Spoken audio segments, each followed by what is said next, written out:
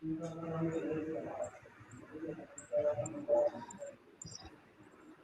afternoon, all. This is Anushri from People Matters, and we are back with another exciting episode of a virtual panel discussion in partnership with Sterling Risk on the topic effective hiring and training in a hybrid work ecosystem.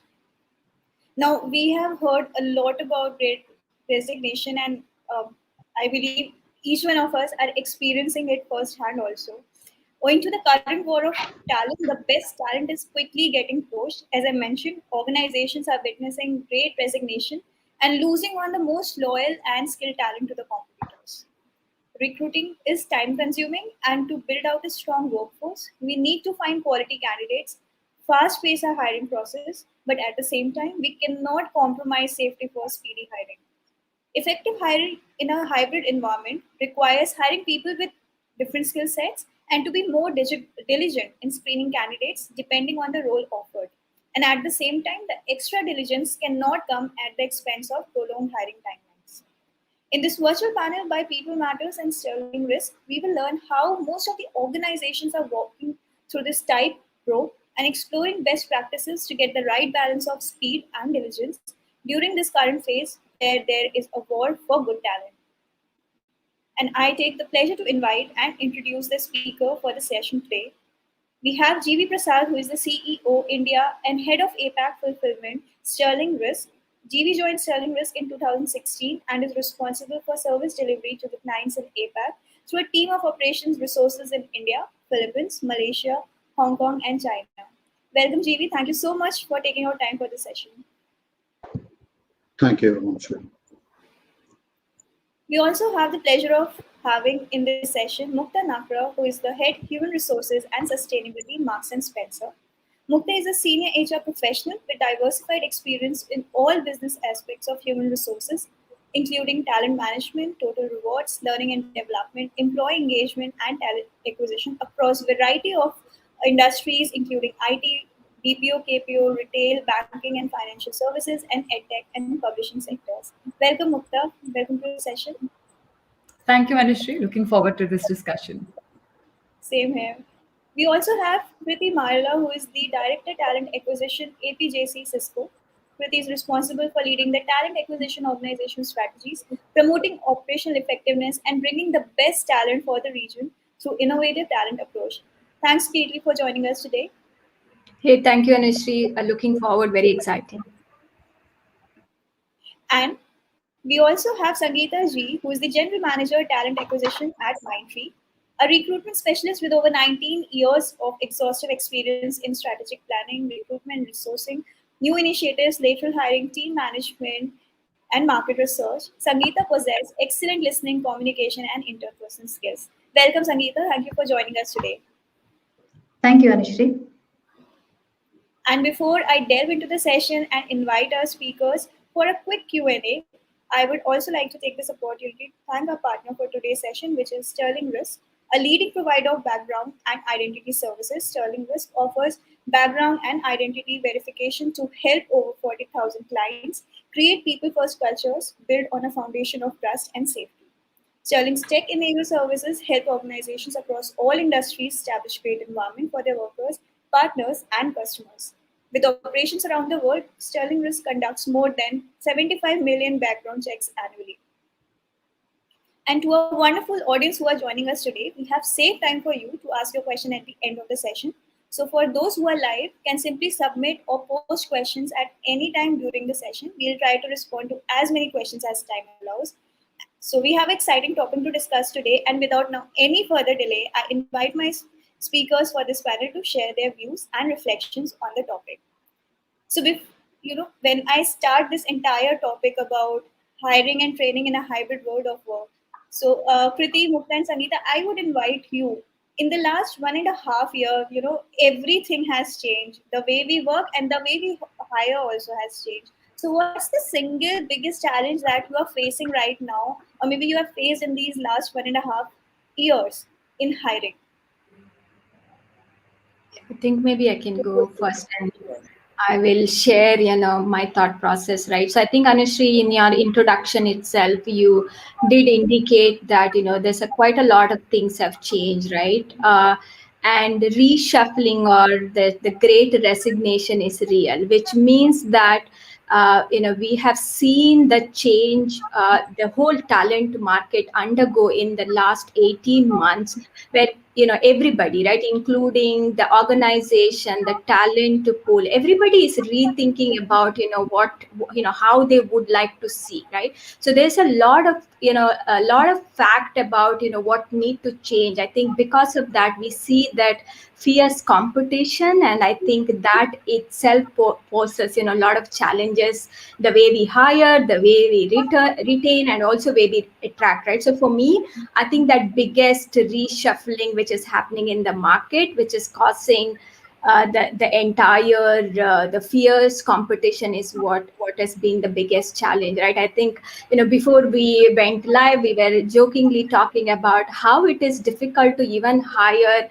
recruiters in this market, right? And that indicates the kind of a growth what's happening in India or in the region, right? So that's real. The competition is real. The war for talent has always been there, but I think we feel a little bit more in the last 18 months of being in this pandemic and the virtual world. Thanks, Kriti, for sharing that. Yeah, Sangeeta, I would move to you. Yeah.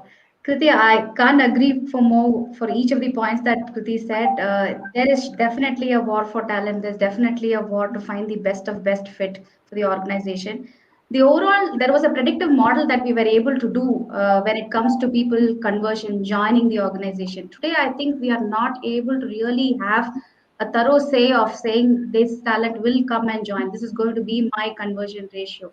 I think, in spite of organizations doing some fabulous work in seeing how do we retain, how do we convert the pipeline talent, I think joining ratio prediction is something that we are all boggling down to find out how do we improvise on that. That drastic number drop that every organization is seeing today is something an alarming fact for it. So I think that's my number one challenge that I see in the overall trend.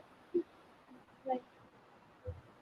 Mukta, so we have heard about great resignation and conversion ratio. What other challenges that you foresee or have you experienced in the last few years?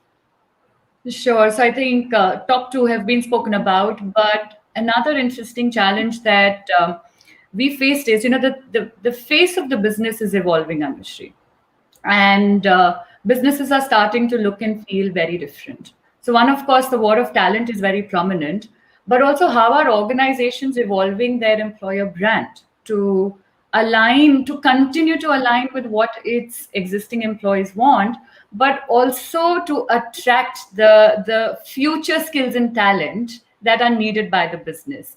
I think that is an interesting challenge that I think a lot of us could be facing, to say, how do you just evolve your employer brand? Because you've established that brand over many, many years. And 18 months have kind of completely changed the face of it. Employees expect different things. Candidates have very different expectations of the organizations now. So how do you start to align the proposition of organizations that meets with candidates? I think is an interesting challenge at hand. Yeah, it's a candidate-driven world. Absolutely is. Absolutely.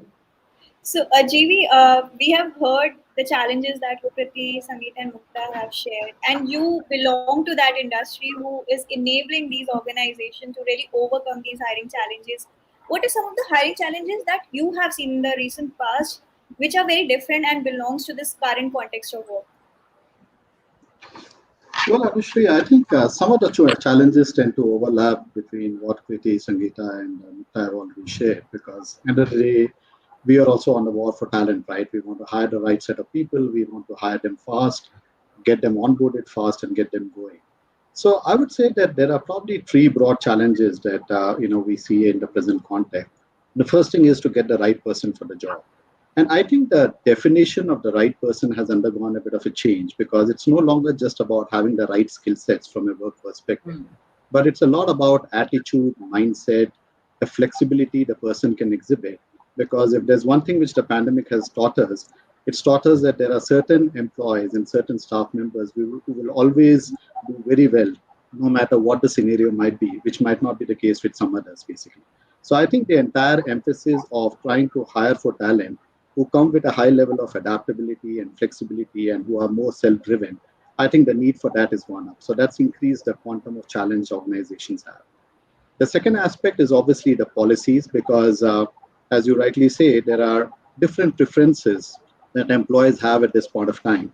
And earlier it was pretty much black and white, right? Certain jobs can be done from office, certain jobs can only be done from home and stuff like that. I think now the entire paradigm has undergone a shift.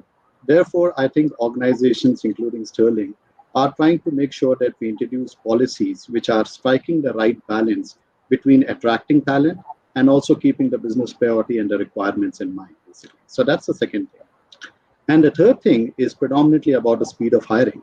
There are too many slips between the cups and the lips, as the one calls it. So you can't leave too much of a period between probably rolling out an offer and the person coming on board. And that's where Sterling, from its background screening experience, also comes in, where I think there's one common theme that we hear from all the partners, including ourselves. We want to do the screening fast. So the entire process of giving the offers, doing whatever is required in terms of background screening, preparing the candidates to onboard you, I think reducing that timeline has become critical. And I think becomes even more critical now because many times you're doing this entire thing either in a remote or a semi-remote type of environment. So those are probably the three things that we are encountering, which I'm presuming is probably very similar to what many of the other panelists also have stated. So,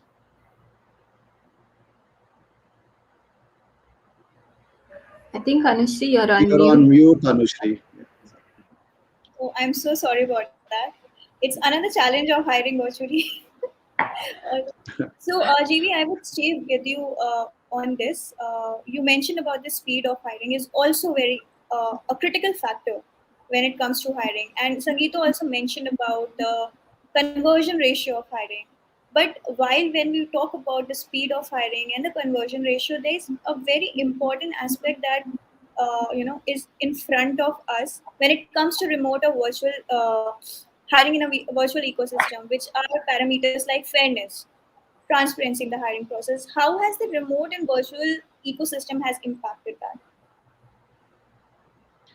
My view, Anushri, on that front is I don't think there's been much of an impact in terms of the transparency and the fairness of hiring because I think all the organizations probably always strive to be transparent and fair, irrespective of whether they are hiring the person in a remote environment or not. So I think the basic framework hasn't undergone a change.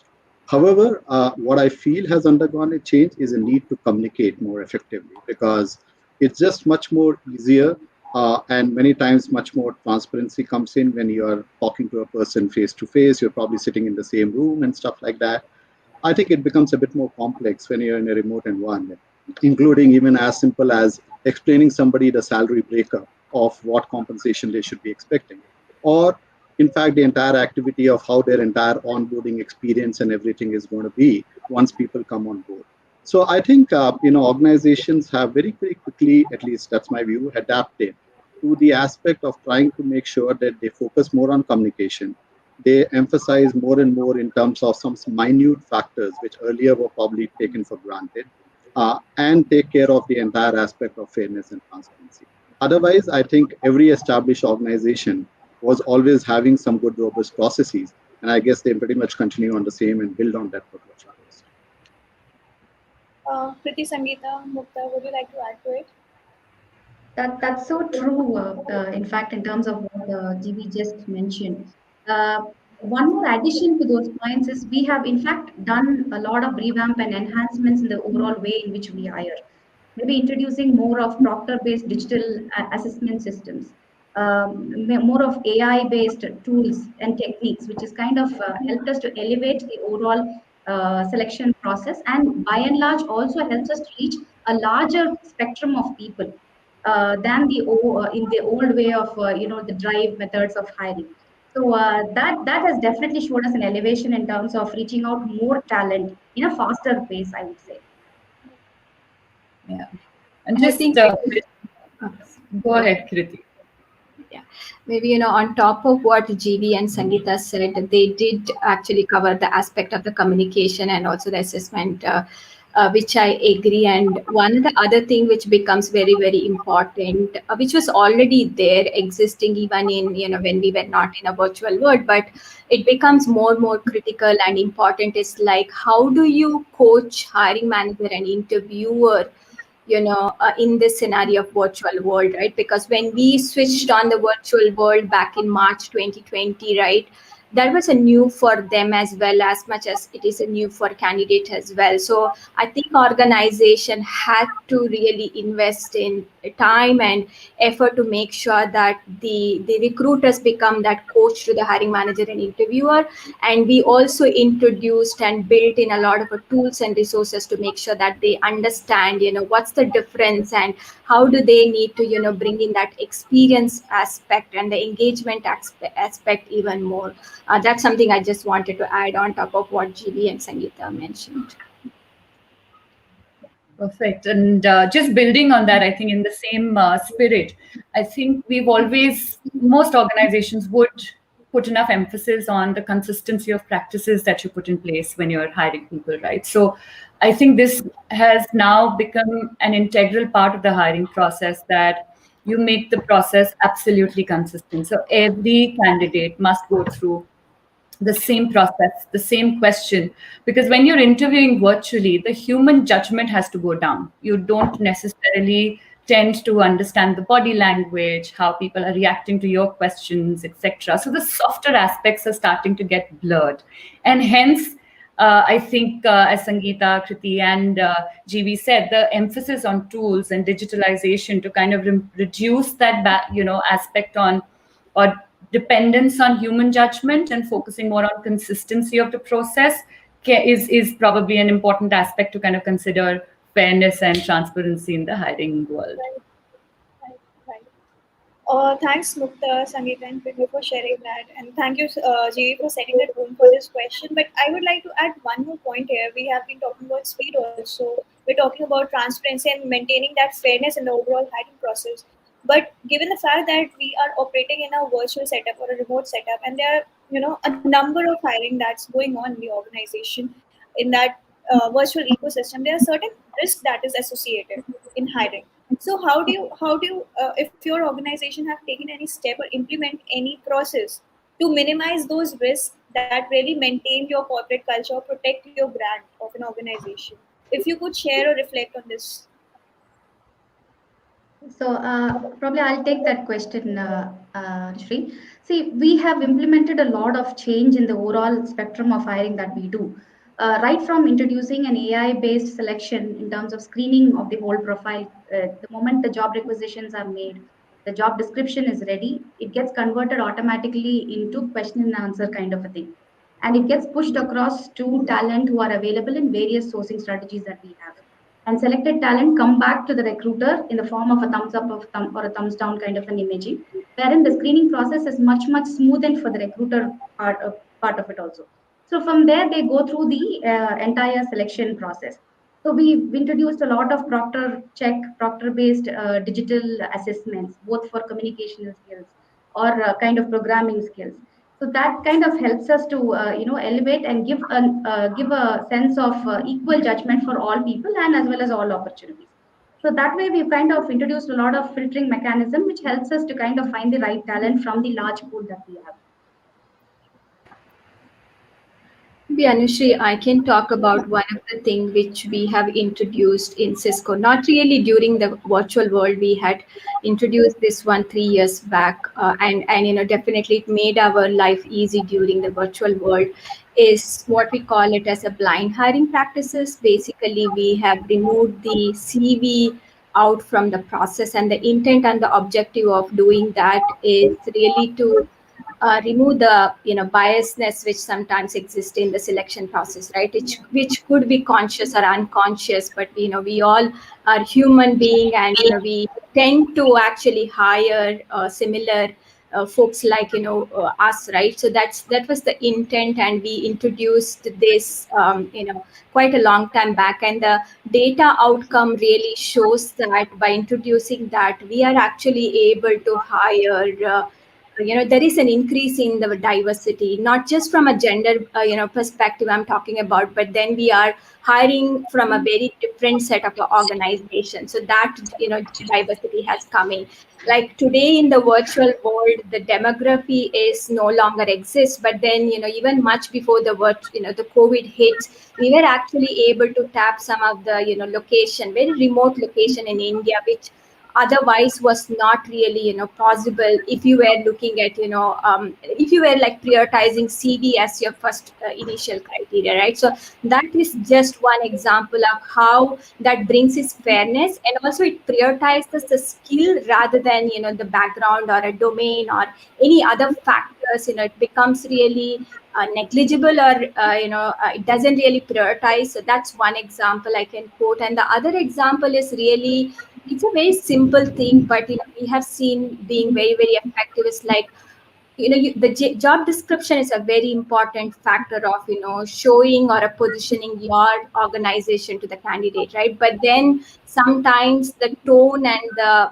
and what you see in the job description is not very fair or open. So we use actually a platform which neutralizes the tone of the entire job description, and we have seen that that actually works. Like we have seen much larger population coming through just by simply changing the tone of the job description. So these are a couple of example I thought attached to the fairness aspect what we have tried, and we have seen an impressive result just by introducing these. Not really relevant to virtual world. We have started this much before that, but definitely helped during the virtual world to manage some of the aspect what we see as a challenge. Thanks, Kriti, for sharing that. Mukta, you have any point to add to it? Yeah, so from a risk standpoint, Anushri, I think GV kind of mentioned it early on to say the biggest risk we have nowadays is the fact that how do we attract the right person for the right job?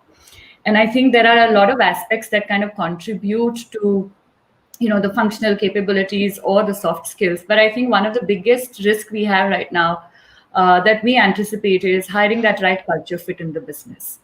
Kind of the whole process being done virtually. Sometimes you're not even meeting new joiners for a long time. In fact, all the new joiners who joined us last year, we eventually started to see them in September when we went to a hybrid way of working. And, so just ensuring that how do you kind of drive that cultural assessment of candidates? And I think I can't emphasize enough on how tools and resources and the whole digitalization aspect of hiring in the virtual world has suddenly taken so much prominence. I think that's really where the thrust is, to remove the biases, to drive that consistency, and to ensure that the hiring managers are able to bring out elements and aspect that allows for right decision to be taken eventually. Thank you, Mukta, for sharing that. GV, in between this conversation, a very prominent part of the hiring process emerged, which is screening. And the hiring process has evolved, and so does the screening process also. So, with respect to the industry that you are working in, how can an effective background check help maintain an effective hiring process in this kind of work setup, which is hybrid? I think Anushri, an effective employee background screening was always a critical aspect of hiring anyone, and I think it just continues to gain more and more importance just because of the fact that I think especially around economies like India, we are taking up jobs which are even much more critical than what we used to perform a few years back, and at the same time. We are hiring, as we just discussed, in terms of hiring in a remote manner, hiring using different approaches altogether. I think if you look at the entire employee background screening cycle, basically, I think the whole purpose of doing a background screening is to ensure three things. First and foremost, it's about ensuring that the candidate is who he or she claims to be, basically. So that's the first thing. The second thing is to basically ensure that we are looking at all aspects of the candidate, not only about their educational qualifications and the skill sets they have, but also trying to see if we can dipstick into their behaviors and other approaches, just to be sure that, to Mukta's point, there's an absolute cultural fit of the person who's coming on board, basically. And the third aspect is about speed, basically. We want to do all that, but we want to do it minimum amount of time between rolling out an offer and the person coming on board. So to that extent, if you look at the entire background screening arena, I think it's undergone leaps and bounds of changes in terms of one, investment in terms of technology. So when we look at doing identity checks, which is one of the checks that we normally recommend to all our partners and all the companies, just to ensure that the person is what they are claiming to be, basically. Okay, and that's probably one of the bare minimum checks. And along with that, if you look at something like an address verification, which till recently was not a big issue, but now we are hiring people remotely. You just want to be sure that the person actually stays or belongs to the place where the person is claiming to be. So I think there's a lot of technology which has gone behind in terms of evolving those checks. Earlier, if you have to address, if you had to go ahead and actually verify an address, you had to send somebody physically over to do it. Now you got ways and means using digital address verification. Similarly, you can check on the criminal background of a person through a certain e-codes and such related checks and stuff like that. So I think this entire aspect of using technology has really helped to make sure that we do things faster, and at the same time we are able to confirm certain types of checks which become very critical, like identity and address and stuff like that. The other big aspect is about introducing newer checks. I'll give an example of social media checks. Till about, I would say, a year and a half back, I don't think we ever talked about it much, basically. Now it's gaining importance, especially if you are actually hiring people above a particular level or for specific jobs, because invariably when people are at home, and I think all of us have become probably more adapted to social media, even at ages like my age compared to others and all. I think invariably people have tendencies, right? They can have their viewpoints, they would probably post things and stuff like that. And many a times organizations are very, very specific and want to be sure that whoever they are hiring are probably conforming to not only the social media guidelines, but also have the thought process and are upholding the values and culture of the organization.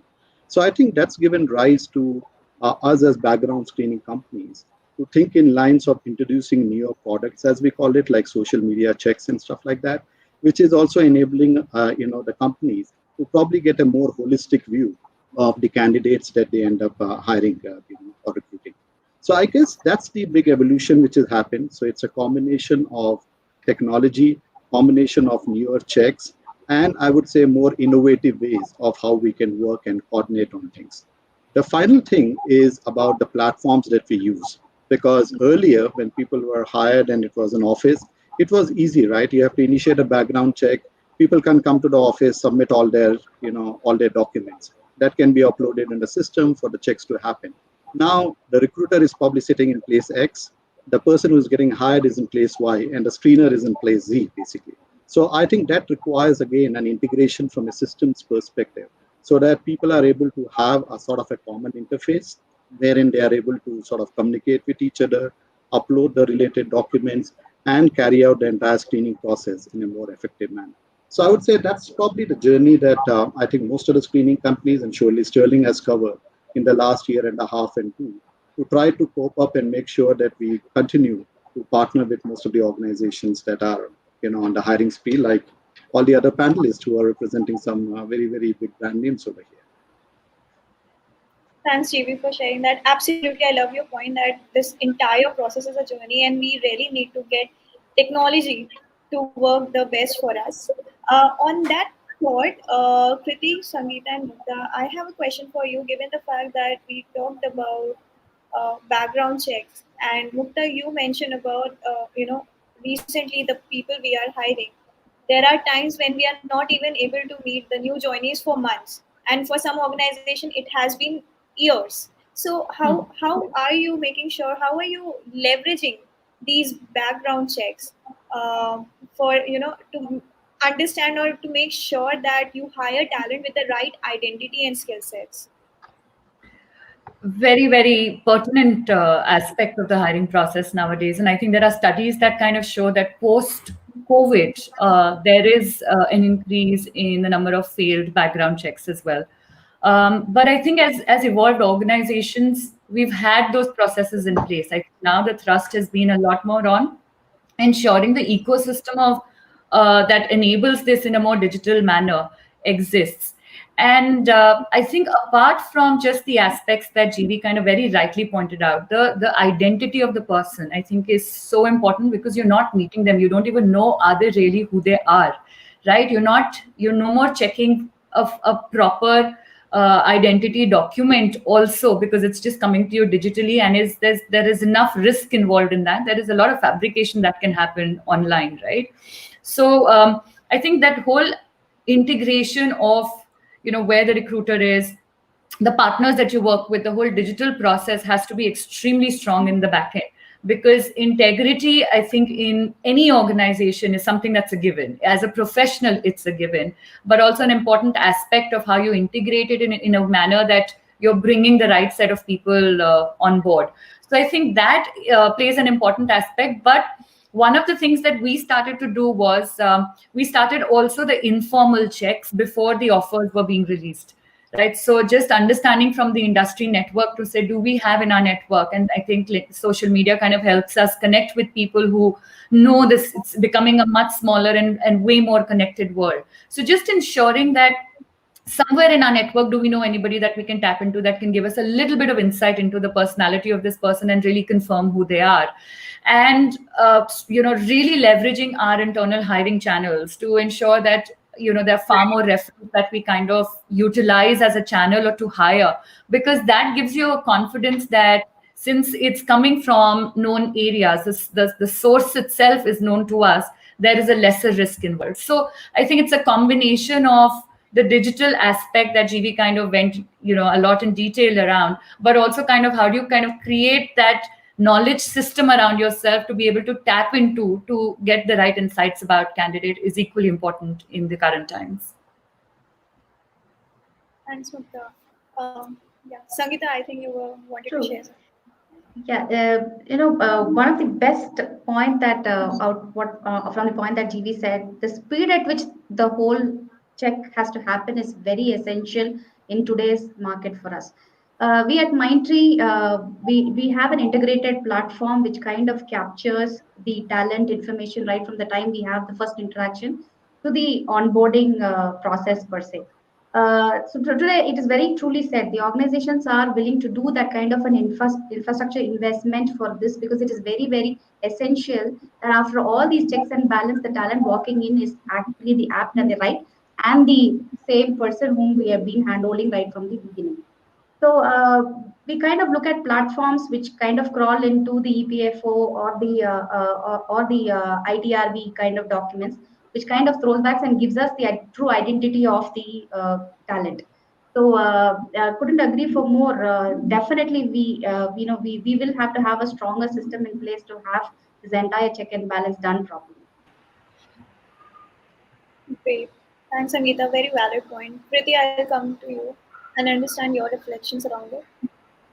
Yeah, I think all the panelists have covered very important points. Only one thing I would just re-emphasize on the speed aspect, what Sangeeta talked about, right? Because in a today's world, that becomes really, really important, right? So that's how I think leaning on to the background verification platform becomes very, very important, because then the organization like us are really, really dependent on, and the background verification becomes foundational for us to really understand, okay, we are not having a risk associated with the kind of a talent we are hiring into our workforce, right? So that's one point I wanted to re-emphasize. And the other thing is, like, especially organization like Cisco, during the selection process, we don't really believe in double checking on identity, because it actually conflicts with the value proposition of the trust what we have as a value, right? Which means that even more important that then the background verification platform what we are using, the accuracy of that and the speed in which the organization helps us becomes really critical, right? Because then you are making a decision and you are leaning in on that aspect, because of how you are structured or how you are organized as an organization, right? So I think those are the 2 points I wanted to make, in addition to all of the awesome points like panelists have covered already. Agreed, Priti. So, we have been talking about all these processes that we have adopted. But out of this entire session, what something that has emerged for me and obviously for the audience is that technology is a table stake right now. We cannot do without technology, and most of you have been implementing technology at different touch points of hiring. And background check and screening tools is one of them. So, would want to really understand that while selecting a specific background check tool or a screening tool, what are some of the factors that you look into while selecting or implementing that technology? So, Anushree, like we said earlier, the speed at which we have to operate is something that will be the first priority probably for me. Whereas where we deal with a lot of volume hirings that we do. So, like GV said earlier, the talent does not wait. You'll have to really operate at a faster pace. So for us, we are looking at the speed and the authenticity of the data, how accurate, and it has to be to the dot. Correct. So the authenticity and the speed at which we can get that reliable information that yes, we can go ahead is something as a priority that we would want to look at. We at Mindtree have the platform that we use. We don't even look at offering the person till we have that check done. So that means within 2 hours or max, I should have the complete data coming in about that individual so that I can go ahead full fledged and start working in terms of the conversion rates. The speed and authenticity of that data is priority for me. Just to add, I would say ease of Please the go ahead. access of the data as well, and I think all of us can agree to the fact that especially in India, some of the information what we require, be it educational background or a criminal background, it becomes really difficult to get, right? So I think that also how easy to access those data or how easy to get that data along with the speed, I think becomes critical as well. Yeah. Thanks for And sharing your opinion. Yeah. Okay. just building on that, I think those are absolutely important and critical aspects to think about. Um, when we kind of looked at it, we also looked at how does the platform integrate with our own ATS, our internal ATS, and how does the technology capability kind of get aligned end to end from a platform standpoint, as well as the ease of use for recruiters. And of course, I think what Sangeeta and Kriti said, the speed and the turnaround time and the comprehensive, the aspect of service that kind of comes in is extremely important. But apart from that, I think how we integrate with internal systems and platforms, of course, alongside the effectiveness of cost, I think is an equally important aspect. Very valid. GV, you have been working with that technology. So, what's your end in mind when you're, working on the technology or innovating with that technology? What are some of the parameters that you would want to enable the organizations with when it comes to background check or screening tools? Sure. I think my parameters completely, so go in line with what our clients want, right? Basically. So to that extent, I think, we as a background screening company focus on 5 different things. And we feel that those 5 things are probably the things which are most important for any organization when they're selecting a background screening partner. And I'm glad that actually many of those have been covered by the other panelists. So let me just share what those 5 things are. I think the first and foremost is the quality of check and the turnaround time associated with it, because that's, I think, the basic hygiene factor. People want the check to be done fast and they want it to be an accurate, check in itself, basically.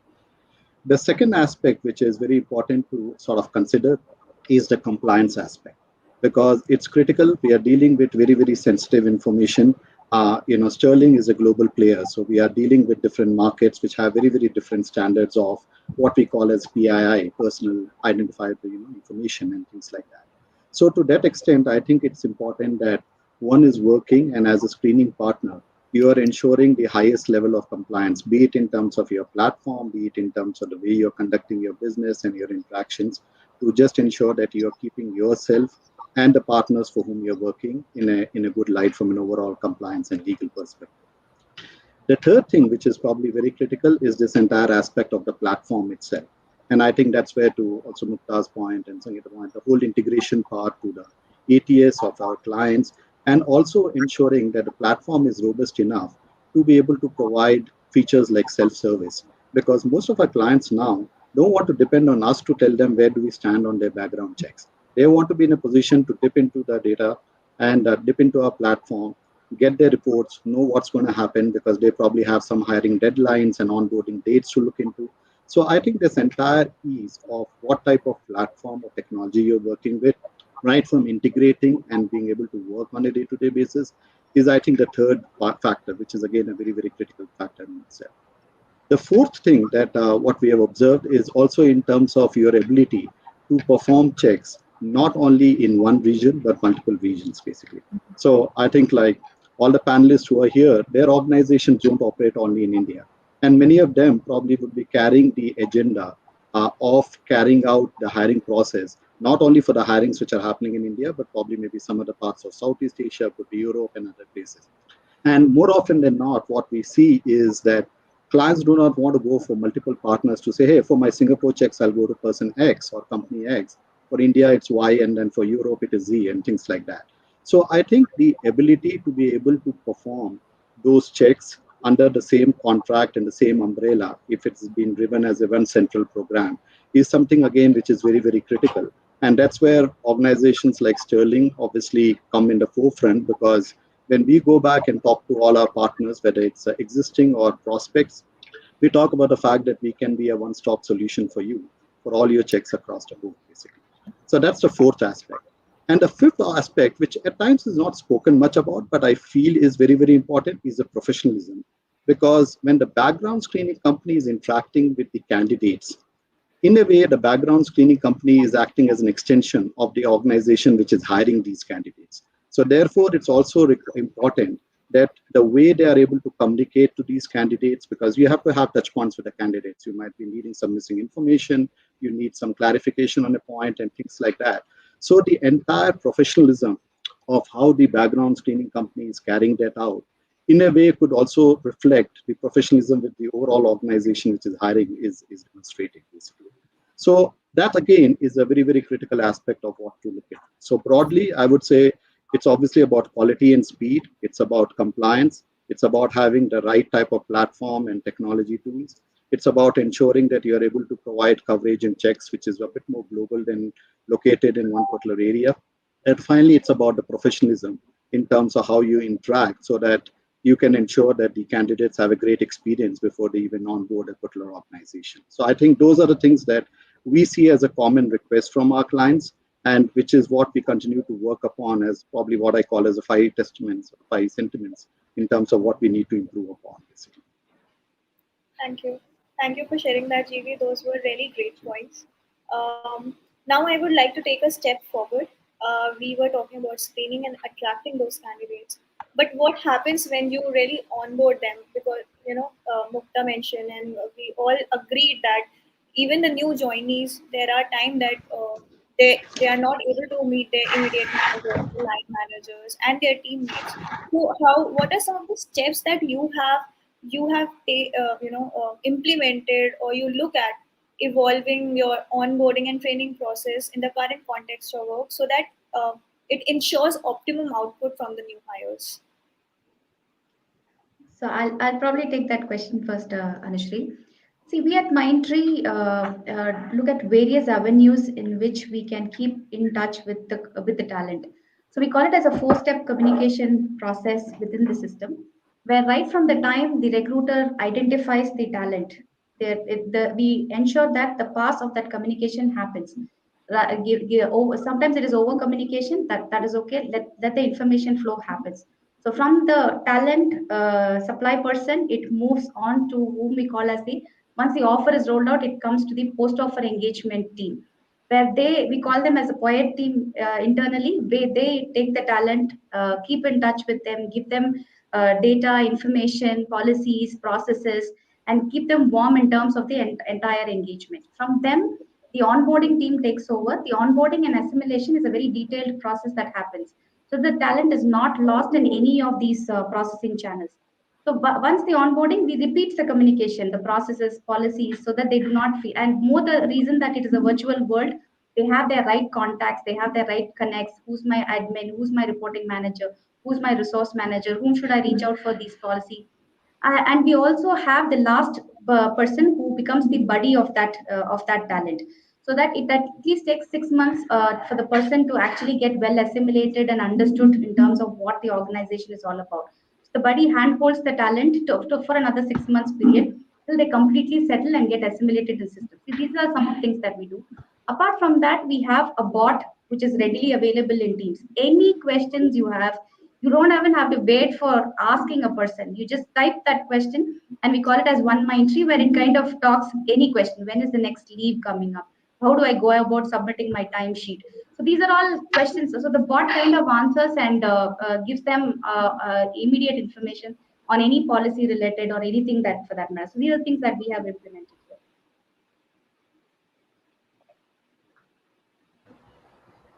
So just building on what Sangeeta kind of shared, I think it's technology has just become such an integral part for every aspect of employee life cycle. And very similar to what Sangeeta said, there are these, you've got the right technological support to ensure the person's ready to onboard. You create that ecosystem where you've got the buddies, you've got the hiring manager and the people manager who's there to welcome them virtually on day one. And typically we have the week one kind of set for people in terms of what it looks like, just to kind of get them in a bit of a rhythm of how is your routine going to be here. And all of that onboarding happens after, keeping the candidate constantly staying in touch with them, sharing aspects of the organization that they want to understand, etc. So just building on that, I think one of the additional thing we do is within the first few weeks, first 2 to 3 weeks of people joining in, we also do leadership connects and coffee meetups with the new colleagues to just constantly keep listening from them to say how are they integrating themselves, what are the aspects of the business that they've observed are strengths of the business, what feedback would they like to kind of give in terms of things that we could do better. So I think just integrating them in various touch points across their line manager, their functional lead, the leadership team members, the hiring team check-ins, the 30, 60, 90-day check-ins. I think just building that ecosystem has become so important because we're not meeting up with people on a day-to-day basis and just catching them in action, seeing them how they are getting engaged or integrated in the business. These conversations have become far more important and integral to just settling people in nowadays. Sure. Thanks, Mukta. Okay. I think Sangeeta and Mukta have actually, covered a very comprehensive some of the methodology, right? I think we also do the similar thing.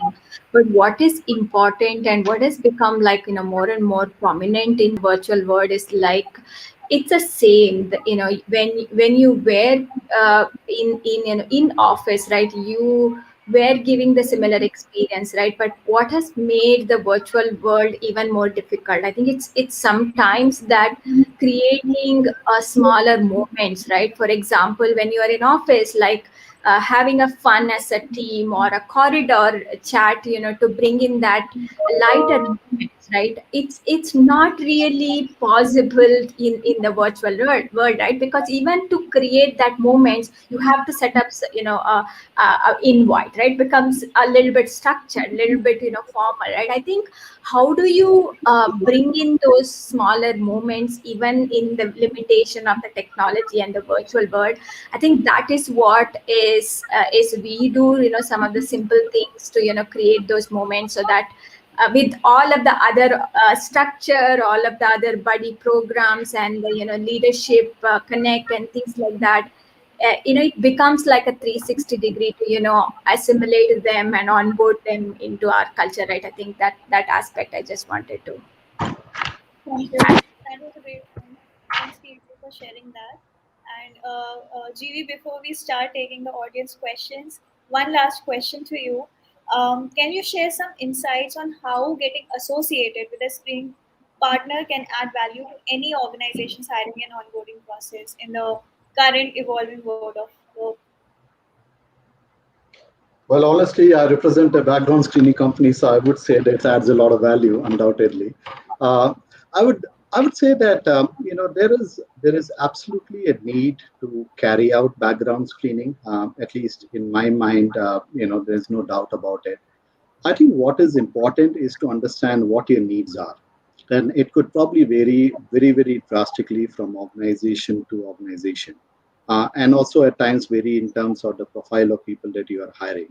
So I guess the discussion probably, or the question is not so much about the fact that do you need background screening or not, because unless you have an unlimited appetite for taking extreme risk, I would not recommend that somebody should go ahead and not screen a candidate. But I think the reality or the requirement might be that depending on the profile, you might like to decide in terms of what type of, as we call it, package that you want to take to be able to do the right type of screening, because no point of over investing or under investing as far as screening is concerned. And we have seen at times both of those happening. At times there are organizations which for some reason might just want to do a screening as a tick in the box, but not necessarily really understand the key requirements and what they're trying to achieve. Or in certain cases, the organizations tend to work over very, very heavily in terms of looking at the same type of approach for all types of hirings that they're doing, which may not also be a perfect fit.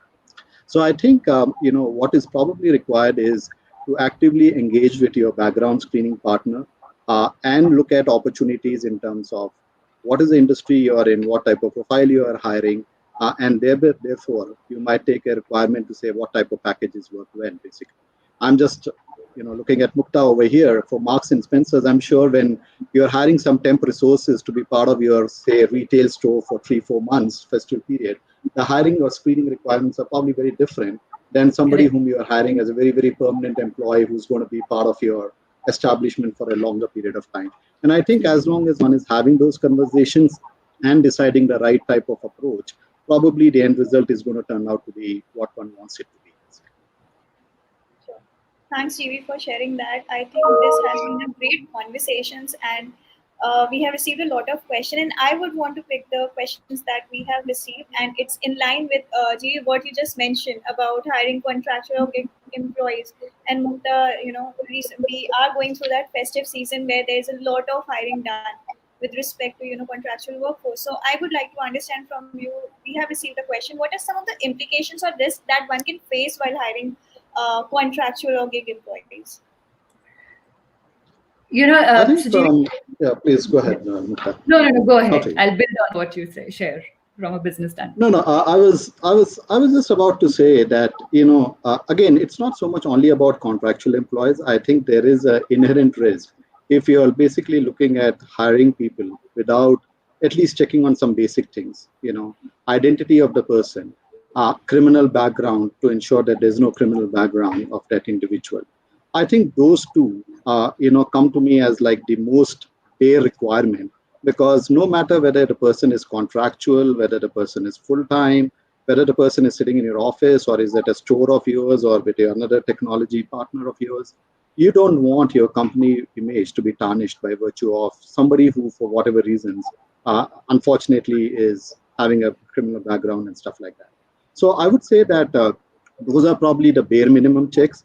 If you're hiring people like, many people on the gig side of the world and you're hiring them for short time, I don't think one needs to go into a very, very elaborate screening program like having to verify all their educational backgrounds and past employment backgrounds and things like that. Again, it could vary from industry to industry, but having some basic minimum checks at least safeguards you, and more importantly, safeguards your brand name, which I think is the most important.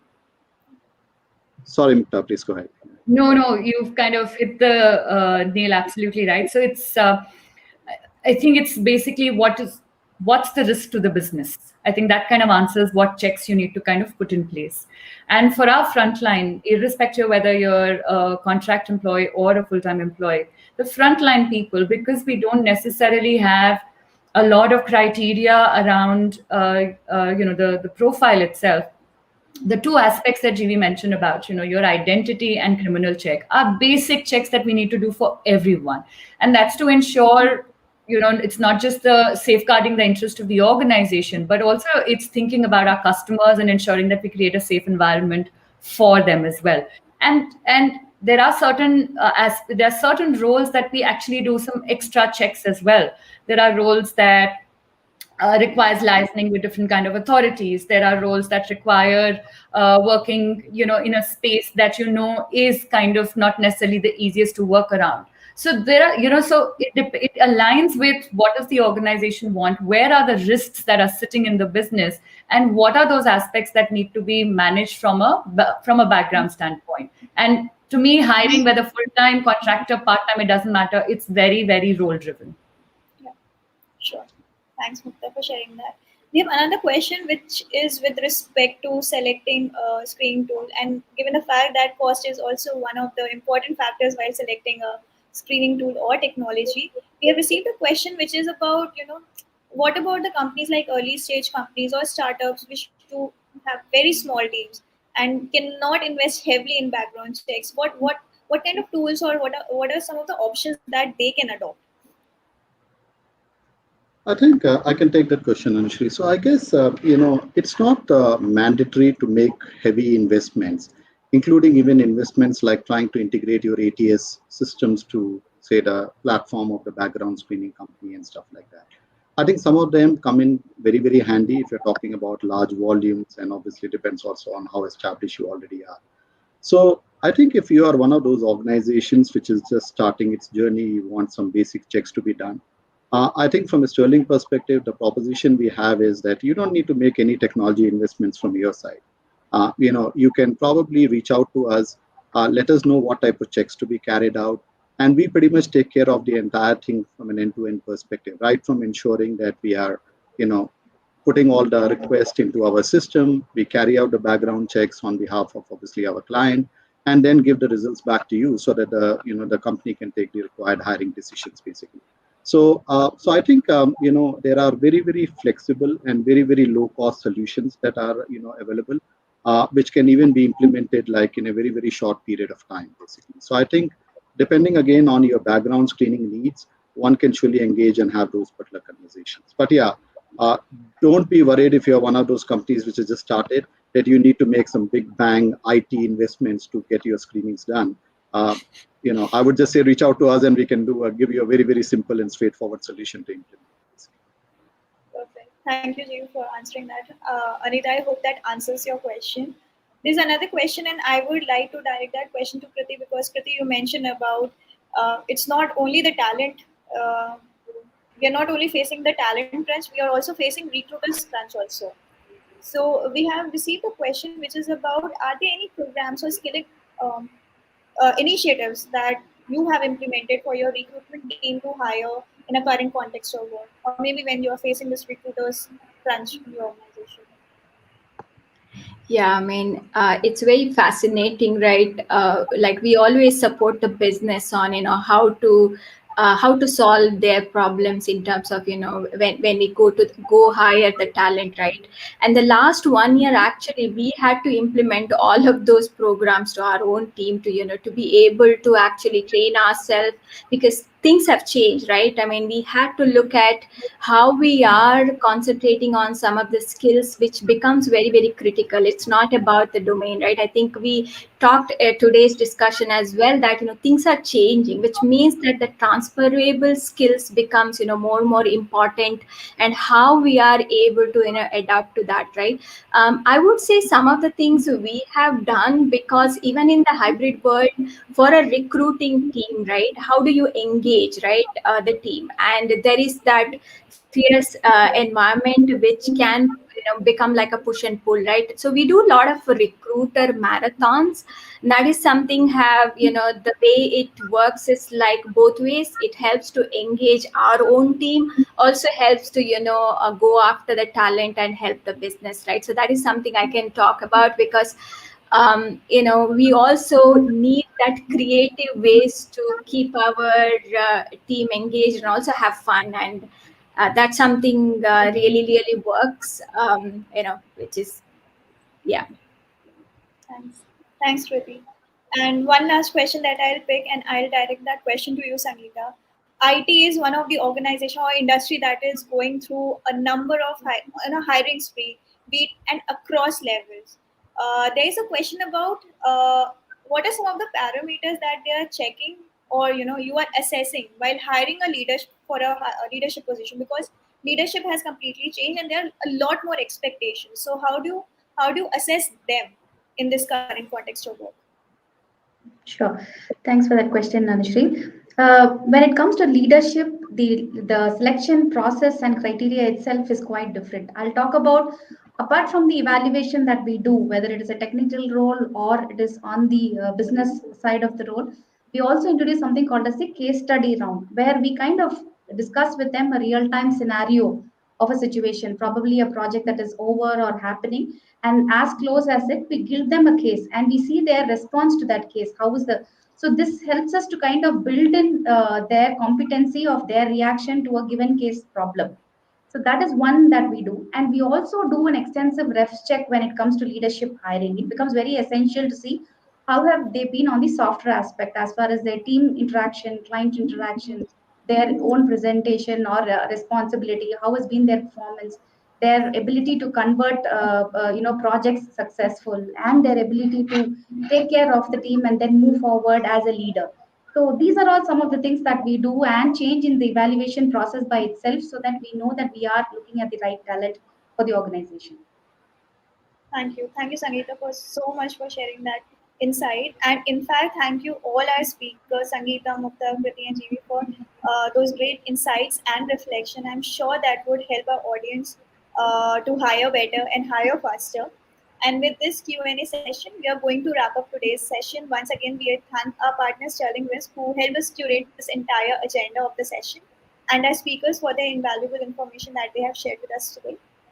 Stay tuned for more such discussion. Thank you and have a great day. Thank you. Thank Thank you. you, everyone. Thank Great you. Bye, session. everyone. Thank you, everyone. Thank you, everyone.